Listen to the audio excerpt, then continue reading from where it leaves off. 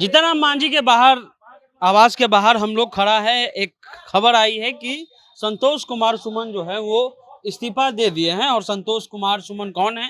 बिहार सरकार में अनुसूचित जाति और जनजाति मंत्रालय संभालते थे और अभी संतोष कुमार सुमन ने इस्तीफा दे दिया है। ये जीतन राम मांझी का घर है, लेकिन इस्तीफे का कितना असर होगा चुनाव में, या क्या महागठबंधन को एक मैसेज देने की कोशिश है कि आप जो 23 जून को बैठक कर रहे हैं उससे पहले जो है देखिए हम आपके ही गठबंधन के साथी को तोड़ कर ले आए हैं। और ये एक तरह से मैसेज देने में प्रधानमंत्री और भारतीय जनता पार्टी एनडीए जो है वो एक तरह से सफल हो गई है।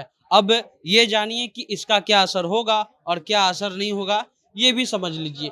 जीतन राम मांझी की पार्टी के 4 विधायक हैं, जिसमें से 2 उन्हीं के परिवार के हैं।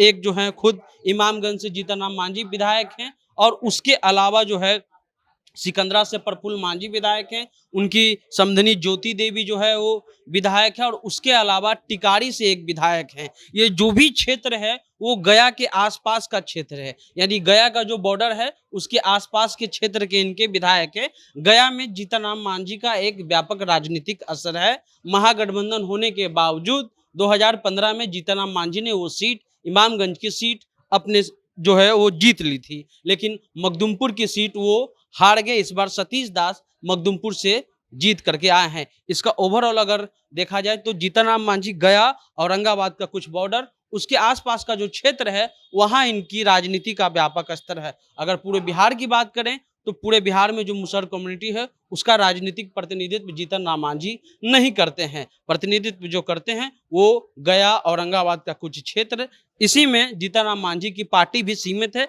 और चारों विधायक भी इसी क्षेत्र में सीमित है। अब मांग क्या है जीतन राम मांझी की पार्टी की? अभी जीतन राम मांझी की जो पार्टी है वो पैदल मार्च कर रही है बिहार के हर एक कोने में। इस बार जो उनका अधिवेशन हुआ उस पर यह बात आई कि 50 सीटें जीतन राम मांझी मांगना चाहते हैं, यानी चुनाव लड़ना चाहते हैं। और इस बार जीतन राम मांझी जो है अब बस वो संरक्षक बन के रह गए। इस पार्टी के राष्ट्रीय अध्यक्ष संतोष कुमार सुमन, यानी जो बिहार सरकार में मंत्री थे, वो बन गए। अब उनकी यह मांग है कि हमें 50 सीट मिलना चाहिए, और इसके अलावा जीतन राम मांझी का ये सपना है कि संतोष कुमार सुमन भी एप्लीकेबल हैं चीफ मिनिस्टर बनने के लिए, तो इसलिए उनको भी ये मौका मिलना चाहिए। अंदर में कुछ देर में प्रेस कॉन्फ्रेंस शुरू होगा, और ये जीतन राम मांझी जी का आवास है जो बिहार सरकार में पूर्व मुख्यमंत्री हैं। लेकिन इसकी राजनीतिक स्थिति क्या होगी ये देखने वाला 1 घंटा आगे का बताएगा, क्योंकि 1 घंटा के अंदर प्रेस कॉन्फ्रेंस जो है वो शुरू होने जा रहा है। लेकिन जो असर का बात है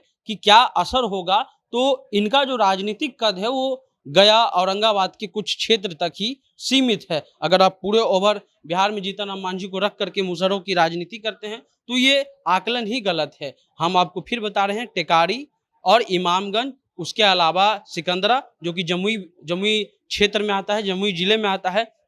अब इन दिनों चर्चा क्या चल रही थी ये भी समझ लीजिए। चर्चा ये चल रही थी कि जीतन राम मांझी की लगभग बात तय हो गई है। 3 दिन पहले, 4 दिन पहले इनका जो बैठक हुआ था, जब हमने इनके एक महिला नेत्री को फोन किया तो उन्होंने कहा कि हम आपको सच बात तो नहीं बता पाएंगे, लेकिन समझ लीजिए कि निगेटिव ही है महागठबंधन के प्रति। ये बात जो है वो इशारे इशारों में बताने की कोशिश की, और ये बात जो है लगभग 4 से 5 दिन के बाद आ गया। इनका जो अधिवेशन हुआ, इनका जो बैठक हुआ, उसके बाद एक चीज और कहा जा रहा है कि जीतन राम मांझी को गया और गवर्नर का पद भी जो है वो मिल सकता है, यानी गया लोकसभा क्षेत्र, उसके अलावा जीतन राम मांझी को गवर्नर यानी राज्यपाल भी बनाया जा सकता है। ये राजनीतिक जो है एक तरह से अभी कल्पनाएं हैं, ये कल्पना 1 घंटे के बाद जो है वो समाप्त हो जाएगी। लेकिन सवाल ये है कि जीतन राम मांझी को महागठबंधन से हटाने के बाद क्या जो 23 जून को जो बैठक हो रही है क्या उस पर कुछ असर होगा, या मैसेज देने में कामयाबी मिल गई है?